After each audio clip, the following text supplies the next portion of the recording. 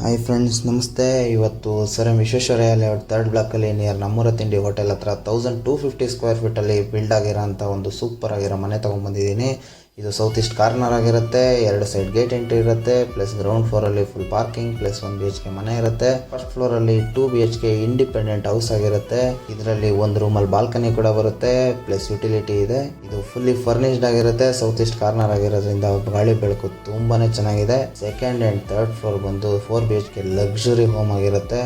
ಇದು with lift ಇರುತ್ತೆ. Lift ಬರೀ ಓನರ್ ಮನೆಗೆ ಮಾತ್ರ ಆಕ್ಸೆಸ್ ಇರುತ್ತೆ. ಇನ್ನು ಡೋರ್ಸು ವಿಂಡೋಸು ಎಲ್ಲ 100% ಟೀಕ್ ಆಗಿರುತ್ತೆ. ಇಟಾಲಿಯನ್ ಮಾರ್ಬಲ್ ಕನ್ಸ್ಟ್ರಕ್ಷನ್ ಆಗಿರುತ್ತೆ. ಸ್ಟೇರ್ ಕೇಸ್ಗೆ ಮೋಷನ್ ಲೈಟ್ಸು, ಕಿಚನಲ್ಲಿ ಮಾಡರ್ನ್ ಕಿಚನು, ರೂಮ್ಗೆ balcony, all rooms attached bathroom ಆಗಿರುತ್ತೆ.